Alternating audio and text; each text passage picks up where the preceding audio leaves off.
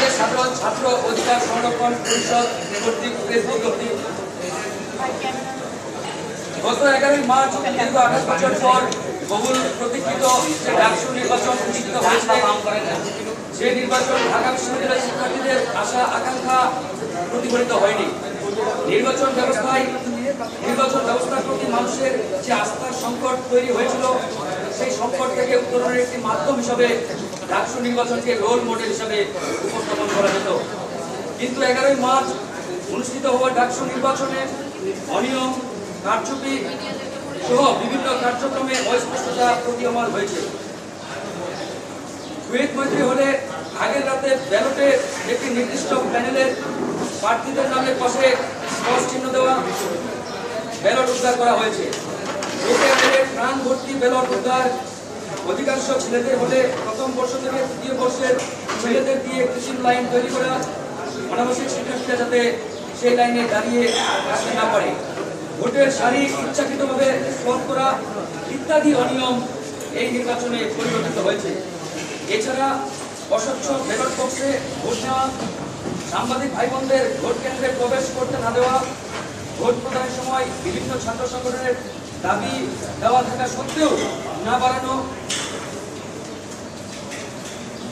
ভোটারদের ভোট প্রদান করার পরও কোনো চিহ্ন না দেওয়া, নিরপেক্ষ শিক্ষকদের দিয়ে নির্বাচন সংশ্লিষ্ট কর্মকর্তা নিয়োগ না দেওয়া এবং তাদের অসহযোগিতামূলক আচরণ, সর্বোপরি প্রার্থীদের উপর হামলার ঘটনাও ঘটেছে, যা সম্পূর্ণরূপে অপ্রত্যাশিত এবং এইসব ঘটনাগুলো একটি নির্বাচনকে প্রশ্নবিদ্ধ করতে যথেষ্ট।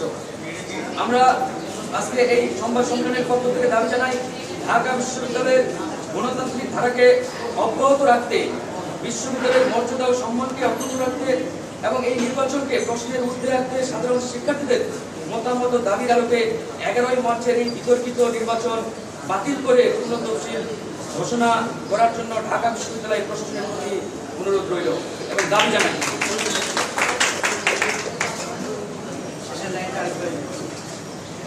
ঢাকা বিশ্ববিদ্যালয়ের গণতান্ত্রিক ধারাকে সমুন্নত রাখতে, বিশ্ববিদ্যালয়ের মর্যাদা ও সম্মান অক্ষুণ্ণ রাখতে এই নির্বাচনকে প্রশ্নের ঊর্ধ্বে রেখে সাধারণ শিক্ষার্থীদের মতামত দাবির আলোকে 11 মার্চের এই বিতর্কিত নির্বাচন বাতিল করে পূর্ণ তফসিল ঘোষণা করার জন্য ঢাকা বিশ্ববিদ্যালয় প্রশাসনের প্রতি দাবি জানাই।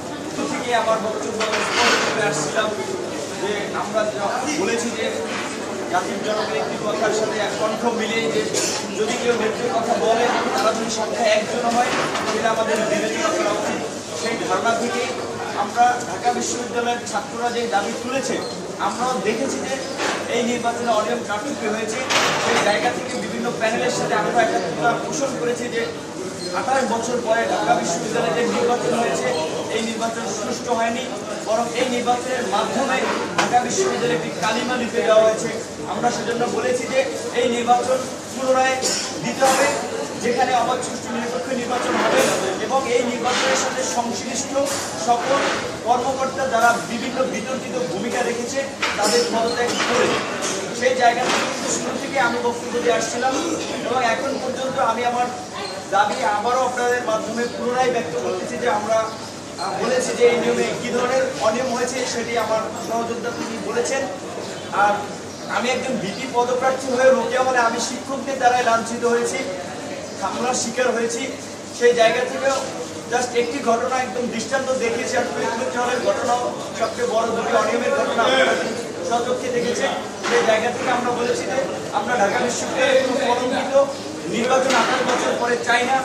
আমরা সকল ছাত্রদের স্বতঃস্ফূর্ত অংশগ্রহণ এবং ভোটের মাধ্যমে একটি নির্বাচন চাই, যেটাতে ছাত্রদের আস্থা প্রতিফলন ঘটবে, শিক্ষার্থীদের আশা পূরণ হবে। দেশের মানুষ যখন জাতীয় নির্বাচনের মতো একটি গুরুত্বপূর্ণ বিষয়ে যখন মানুষ ভোটের প্রতি অনাস্থা এবং বিরূপ ধারণা সৃষ্টি করা হচ্ছে, তখন সেই জায়গা থেকে আমাদের কাছে সমগ্র জাতির প্রত্যাশা ছিল যে ঢাকা বিশ্ববিদ্যালয় কেন্দ্রীয় ছাত্র সংসদ নির্বাচনের মাধ্যমে এমন একটি নির্বাচনী ব্যবস্থা এই বিশ্ববিদ্যালয় থেকে মানুষ দেখতে পাবে, যেটা জাতীয় নির্বাচনের একটি দৃষ্টান্ত হয়ে থাকবে, নির্বাচনী ব্যবস্থার প্রতি মানুষের আস্থা ফিরে নিয়ে আসবে। কিন্তু আমরা সেটা হতাশার সাথে পর্যবেক্ষণ করলাম যে সে ধরনের কোনো প্রতিফলন আমরা এই নির্বাচনে দেখিনি, বরং শিক্ষকরাই অনিয়মের সাথে জড়িত ছিলেন এই নির্বাচনে, সেই ধরনের প্রমাণ আমাদের সামনে আমরা দেখতে পেয়েছি। সেই জায়গা থেকে আমি আবারও এই ঢাকা বিশ্ববিদ্যালয়ের যেসব শিক্ষার্থী ভাই বোনেরা আপনারা দেখেছেন যে অনশন করেছিল, রাজু ভাস্করদের সামনে, রোকেয়ালের সামনে আন্দোলন করেছে, তাদের দাবির সাথে আবার একাত্মতা পোষণ করে আমি আমার জায়গা থেকে পুনর্নির্বাচনের দাবি ব্যক্ত করছি। আপনি হিসেবে আপনার কার্যক্রম চালানো অবস্থায় পুনর্নির্বাচন চান? আমি তো এখন পর্যন্ত কার্যক্রম চালাইনি বা দায়িত্ব নেইনি, আর সেটা পরিবেশ পরিস্থিতি এবং আমরা যারা একসাথে আন্দোলন করতেছি যুগলবদ্ধভাবে তাদের সাথে আলোচনা করে সিদ্ধান্ত নেব যে আমি দায়িত্ব নেব কিনা, এটা আগেরই কিন্তু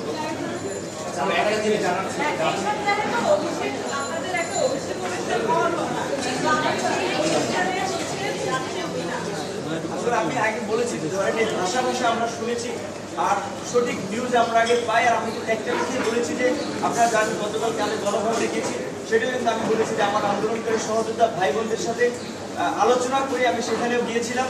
আর আমি সেটাই বলেছি যে এখন পর্যন্ত তাদের দাবির সাথে আমি মাঝে আছি, যে তাদের যে পুনর্নির্বাচনের দাবি সেটি আমারও দাবি। আর আমি একটা কথা বলেছি যে আমি যদি দায়িত্ব নেই সেটা তারা যদি বলে আমি দায়িত্ব নেব তাদের প্রতিনিধি হিসেবে, তারা যদি না বলে তাহলে আমি দায়িত্ব নেব।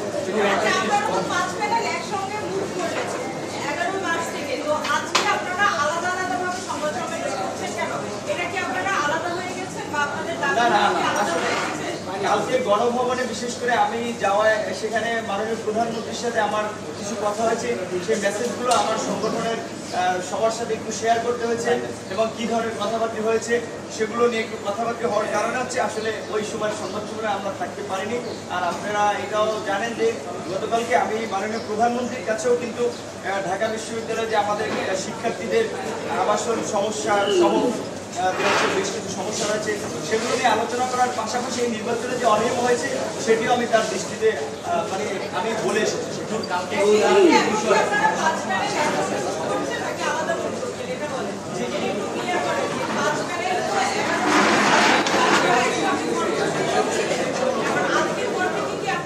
আপনারা জানেন যে গত 11ই মার্চ ঢাকা বিশ্ববিদ্যালয়ের ইতিহাসে যে কলঙ্কিত নির্বাচন এই বিশ্ববিদ্যালয় প্রশাসন করেছে, তো সেই নির্বাচন বর্জন করে আমরা 5টা প্যানেল যুক্তভাবে আন্দোলন চালিয়ে আসছি এবং অদ্যবধি এই আন্দোলন চলমান রয়েছে।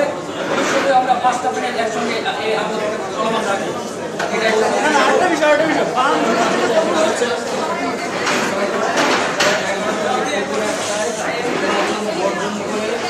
নির্বাচনের দাবি জানিয়েছেন আরো দাবি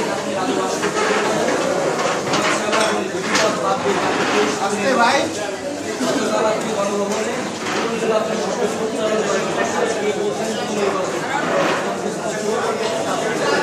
শেষ করতে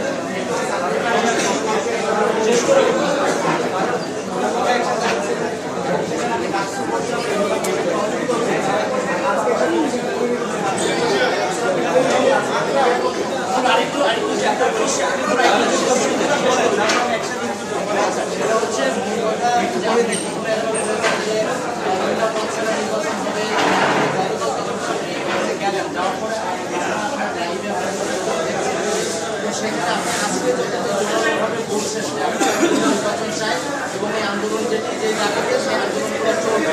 কালকে যে আপনি গতকালকে যাদেরকে ডাকা হয়েছিল সেখানে আপনি বা যদি বলে থাকেন সেই ক্ষেত্রে প্রধানমন্ত্রী কি করেছে? ঢাকা নির্বাচন হচ্ছে ঢাকা বিশ্ববিদ্যালয়ের বিষয়ে, গভর্নমেন্টের কোনো বিষয় নয়। প্রধানমন্ত্রী এই নির্বাচনে যারা জয়ী হয়েছে, যদি আমরা বলেছি যে কার্যক্রম মনোনয়ন নির্বাচন, সেই নির্বাচনে যারা জয়ী হয়েছে তাদেরকে দেখেছে, তার সম্মান শ্রদ্ধা থেকে আমরা সেখানে গিয়েছি। আমাদের যে ডাকসুর বাইরে ঢাকা বিশ্ববিদ্যালয়ের ছাত্রদের যে আবাসিক সমস্যা রয়েছে, আমাদের শিক্ষা ব্যবস্থার যে সমস্যা রয়েছে, আমরা সেই ব্যবস্থাগুলো নিয়ে কথা বলেছি।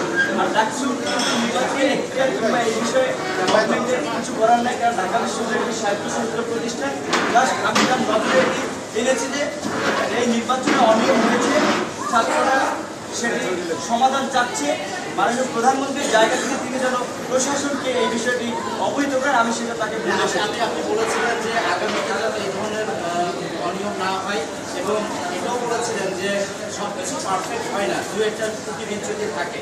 তো আপনার এই দুটো বক্তব্যতে কিন্তু আপনাকে নমনীয় মনে হয়েছে যতটা জোরালোভাবে যেটা দেখেন কালকে